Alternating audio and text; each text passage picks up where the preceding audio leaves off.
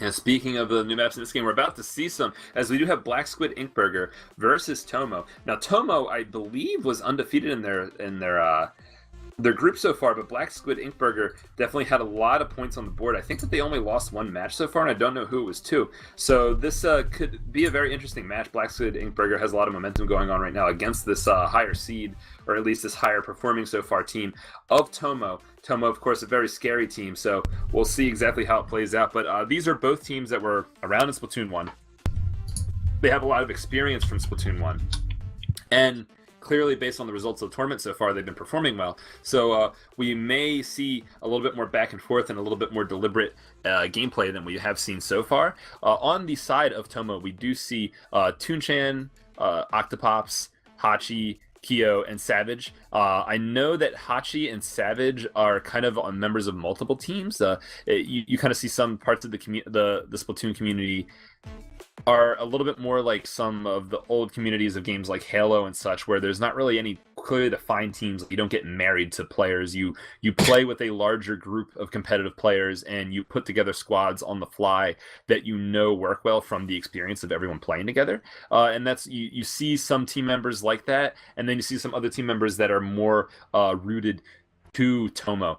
So we'll see how exactly they felt each other out and understand how each other play in Splatoon 2. On the other hand, Black Squid Inkburger, if we're going to use the term married again, they are another team that's kind of married in. All of these players have been on Black Squid Inkburger for a while. There's no roster changes or anything like that.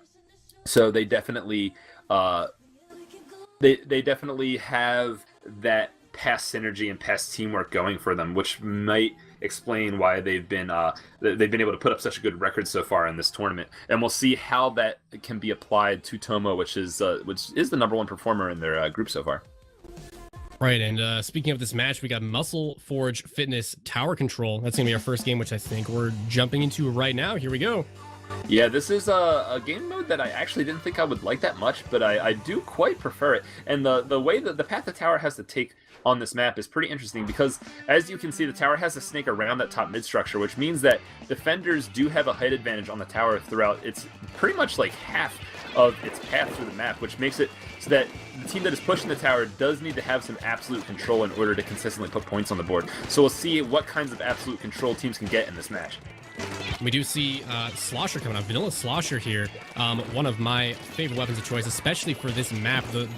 Where they're playing right now on this lower section here on the right side is very, very, very strong for this weapon. The Slosher, able to hit up walls, very, very well, is just super, super key for this spot, and it's really good for creating those openings that they're looking for when they want to push this tower. Yeah, the Slosher's ability to use fall-off damage to its advantage is definitely important on a map like this with all this vertical variety and height changes. The 4v4 situation right now is I believe a member of Tomo just respawned, and the missile takes out the Rapid Blaster right there. So that's going to turn and another kill is going to turn this into a 2v4 situation. For Black Squid Inkburger, they're forced to retreat as Tomo is going to push forward. We see Octopops over here to the left with Splashdown at the ready, I believe, a Blaster. No, this is a splatter shot. So the use of a super jump might come in handy right now. I can see what abilities Octopops has. So he does have a lot of swim speed, so no special saver it seems like, but he is going to use that Splashdown towards the enemy. He's going to get taken out, unfortunately, though, as a 2v2 situation is scramble in the center of the map and might determine what happens next. Tomo actually getting a very, they snagged a nice team wipe there. So they only got the tower up to 78 points, but they're immediately getting round 2 here. They're going to keep pushing that tower. They got a nice advantage looking. They're getting that map control. They're trying to push in. They got the flankers moving, and they're going to try and get this past the first checkpoint.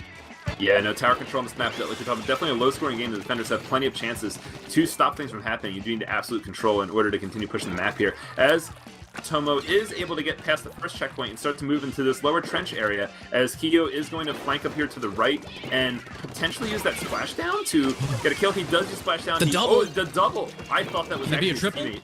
3-piece? Ooh. No, gonna get taken up by fall-off damage there as he tries to drop down. Unfortunately, Shadow's Tenatech shots were able to get the kill there, as it is a 4v3 situation for Black Squid Inkburger, so this is their opportunity to push back. Splashdown going down again and taking out a member of the enemy team. So it looks like Splashdown being pretty significant in the outcome of these tower control games on Muscle Forge Fitness. Yeah, Splashdown is such a very, very key mechanic that they use, especially with these super jumps. Muscle Forge Fitness having the verticality makes a lot of super jumps, you know, sometimes more safe than others, and adding the splashdown on top of the ones that aren't very safe makes it very, very good for taking control of the tower, you know, getting good picks, especially when the enemy team just isn't expecting it. Yeah, no, the splashdown, especially those nukes that come from the sky, man. Those super jump splashdowns are really powerful. Another splashdown kill going down from Kyo-chan here as he takes out an enemy near the tower and tries to continue pushing the objective. 4v2 situation right now is this absolute control we talked about is starting to happen. Kyo going to move up. Of course, he gets taken up by a blaster, but his teammates are able to push up. Baller going down to keep himself alive as the tower is pushed towards checkpoint 2. Isaac doing what he can with his rapid blaster to try and keep Tomo off of the tower. They've got this strong push going, and it seems like there's not much that Black Squid Inkburger can do about it, except with Isaac on the rapid blaster here is actually doing really good at pressuring Tomo. Hopefully, oh, Noodle. Getting taken out right now, 3v2 situation. The map is looking pretty purple. Octopops, however, is going to have a stealth jump punished as this Enzap over here at the left side of the map is going to get revenge killed by Kavo with a slosher. Now, right now, we do see more members of Tomo alive, but there's a little bit more map presence from Black. Oh, as I say that, members start to get taken out. But this is a 4v2 situation now in the favor of Tomo, as it seems that they'll be able to push the tower. We have Kyo again flanking. This is a pretty consistent pattern that Tomo's had so far on this map. They start to flank and someone will flank, or they'll start to push the tower and someone will flank over to the right to put pressure on the enemy team and to kind of pincer the enemy team near this tower. Ends up working out somewhat as a 2v2 situation turns into a one-on-one. As the baller does go down on tower to try to buy some time and some jumps come in, but it looks like this might get pushed back as some bombs do force Tomo off the tower and force him to kind of abandon the objective for a moment. Right, this street down here, kind of below the middle of the map, is pretty much exactly what we were talking about when we were saying that it's so hard to push through here unless you have a ton of control, because the defenders just can, especially with weapons like the rapid blaster and like these short-range shooters that can, even with the fall-off damage, can still do a really good job shooting down there. It makes it really, really difficult to push in without an insane amount of control.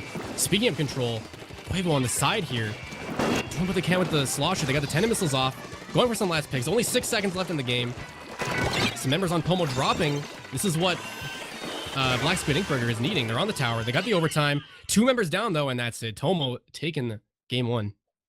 Yeah, Black Squid Inkburger definitely showing some signs of life and some good defense on that map. But like we've seen in some other matches, they were able to defend, but they weren't able to really put on offense after that. You can't just defend. You have to be able to get a situation where you successfully defend, you either keep teammates alive or you get them spawned into the map successfully, and then you construct a game-winning push. You can't really just kind of react to what the opponent's doing. Unfortunately, Black Squid Inkburger, despite their best efforts, was unable to completely follow through with that, as it is going to go 1-0 to Tomo in this relatively high-level set.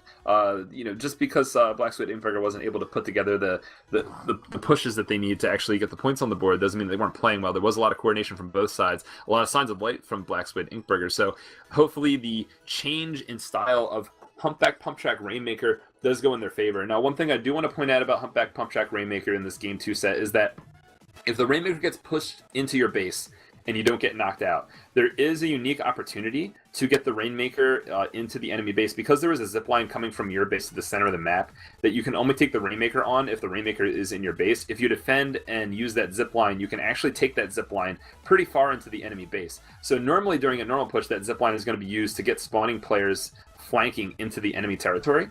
However, if you defend the Rainmaker in your base, you can take the Rainmaker on that zip line. So we'll see if that ends up coming in handy for Black Squid Inkburger on Humpback Pump Track, a map that's normally really large and might be kind of hard to actually shift momentum in your favor. There's been some mechanics on this map, that, especially in tower control and Rainmaker, that kind of, negate the size of the map's effect on the moving objective and allow it to move faster, but there only being 2 checkpoints in tower control and these very useful zipline Rainmaker. So we'll see if maybe Black Squid Inkburger, how they've been kind of playing on the back foot, if they're able to take that back foot position and use it to take the Rainmaker up the zipline and get a really strong push on Tomo. That would be interesting to see that comeback game happen like that.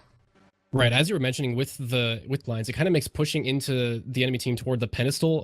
It kind of makes like a more of a double-edged sword, where if you commit to something and it doesn't turn out too well in your favor, the door can kind of hit you in the butt on the way out, and you can find yourself at a disadvantage, you know, very, very, very quick, just off of one respawn.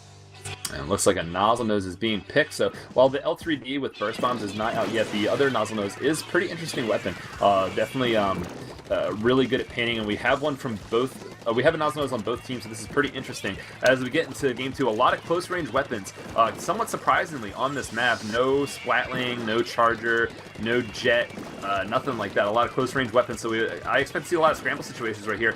As Black Squid Inkburger, they do get their specials first, however, the specials do not go off. Members of Black Squid Inkburger being taken out, but NZAP still has his armor, hasn't used it yet. 2v2 situation at the middle of the map. No, that's looking like a sizable advantage for TOMO. However, the Rainmaker does not get picked up. Kavo is going to be forced to retreat here with his NZAP as what seemed like a pretty impressive play. Unfortunately, it didn't go their way because the Rainmaker just wasn't able to be picked up. Not enough members alive to construct a push. But it was good to see TOMO working together to double team enemies with the Rainmaker. As the Rainmaker does get pushed over here to the right side of the map. Lots of members from TOMO alive, specials going down, and the Rainmaker is finally stopped.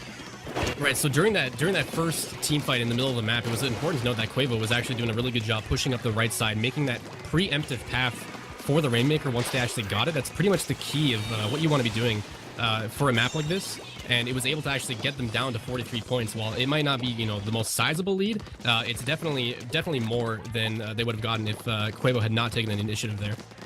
Yeah, now the Rainmaker, not as expected, going up the zip line from Black Squid Inkburger's base, actually goes straight up to the right side of the map. So they're going to make a right side push, I guess, based on the positioning of TOMO during the time. Isaac is going to move up here with this baller to try to create some space.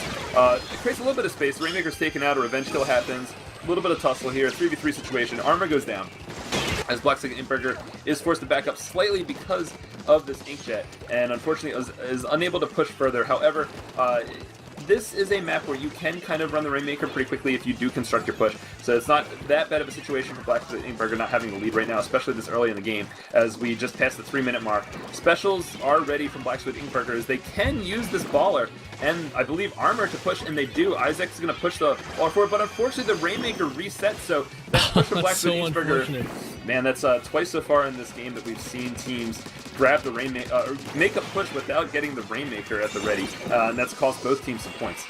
A change in Splatoon 2 is that if the Rainmaker bubble has been popped, it will reset after 15 seconds if no one's picking it up, but put that aside, Here's after the push. pops, the solo push, getting it down to 29 points and taking the lead for the team. Yeah, no, that's a very sizable lead now. Now, we do see the zip line potentially being used here by Isaac.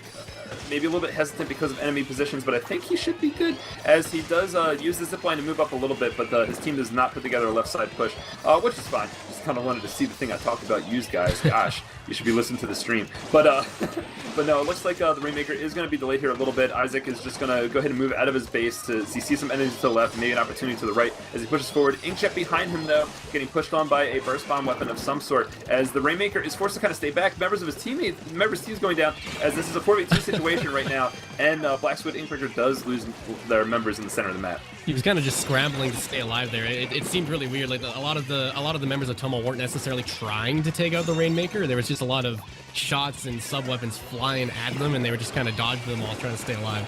Yeah, a little bit of hesitance right there to push the objective, unfortunately, as we see Kyo here with an Inkjet at the ready. He can use this Inkjet. To the flank. Yeah, he can use this Inkjet to recall after his flank is done if he so chooses to, or he could just straight up flank like this. If a Black Squid Inkburger member does see him there as he respawns, that could be a problem for Kyo, as he does activate Inkjet, which is really good. However, his recall point is in a pretty vulnerable position, so hopefully he does not get camped by this baller very close, as it ends up being a trade instead. A good idea there from Isaac, just slightly mistimed, as that would have been definitely curtains for Kyo landing there with his Inkjet. I'd like to point out that TOMO right now is doing a fantastic job of turf control on Humbat Pump Track. This is a very awkward map to actually paint and keep control of, but they're doing a really good job making sure, like, you know, most of the map is green whenever they have the advantage. Yeah, no, they have been doing a great job at making these pushes, and if I've been looking on my secondary scene at the secondary screen I have that shows an overhead of the map, pretty much every time someone from Tomo has pushed, someone else has pushed at the same time. So really good coordination from them. Noodle does try to use this baller to get a kill, but at least he is able to stay alive. He doesn't get the kill as another baller goes off in the center of the map. 3v4 situation for Tomo. So in theory, this could be an opportunity for Black Squid Inkburger to push.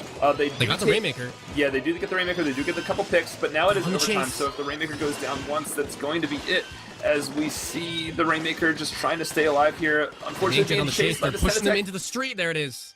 Yep, that's going to be it. So that's going to be 2-0 for Tomo. So Black Squid Inkburger definitely putting together moments of coordination there, definitely doing a good job to say. Unfortunately, weren't able to get the numbers and the precise coordination to make the same kind of push that Tomo did. Now, we did see Tomo make that cheeky solo Rainmaker suicide push that ended up getting a lot of points on the board, but it didn't really matter that much because Black Squid Inkburger was never able to overcome the original point deficit from the first push that Tomo had made. So it didn't really come down to that cheeky solo Rainmaker push. It also came down to the push before that, which had some more coordination. I do want to mention, though, however, that suicide solo pushes with the Rainmaker are actually a pretty useful thing to do in Splatoon.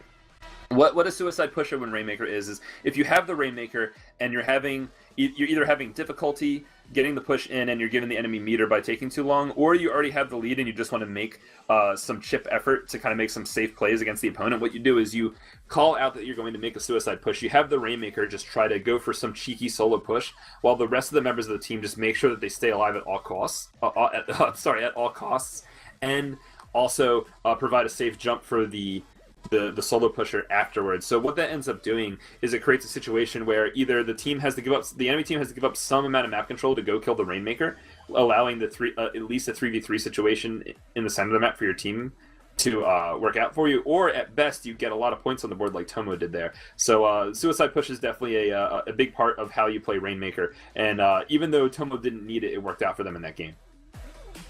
Right, absolutely. The thing with the suicide push and what they did there and how they played it so well is if your team coordination is there and you do it right, there's basically just two outcomes of a suicide push, which is one of them being, maybe the suicide push, you didn't get a lot of points, but at least you force the enemy team to back off and actually deal with the Rainmaker, which kind of gives you some map control in the middle, maybe a few picks here and there. The other outcome is that it did give you a lot of points, and now maybe you're in the lead, which is probably what you were looking for at the start of that anyways. Yeah, exactly. It's just when done right, it's really nice. And something also to keep in mind is that when you have the Rainmaker, you do give the opponent's meter.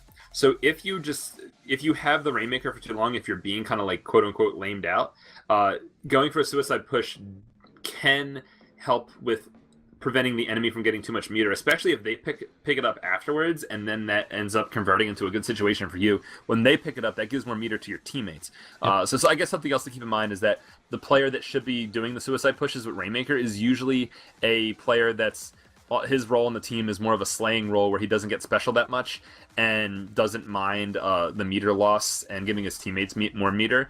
For having that situation happen to the Rainmaker. Tri-Slasher is actually pretty good for that, although Tri-Slasher definitely wants to get those ink armors off. It takes a long time to get the ink armor, and sometimes building towards it just wastes too much time, and the Tri-Slasher wants to be going in and just challenging on one-on-ones anyway, as long as you have another armor user that can make up for that. That's a good weapon to do it. Other good weapons to do it are maybe a special saver splatter shot that has a lot of special saver so that it can die and then respawn with that aerial splashdown that we talked about. That's definitely a good strategy. There's a bunch of different weapons that can make the sacrifice to be the suicide pusher with the Rainmaker while his teammates get those map control specials.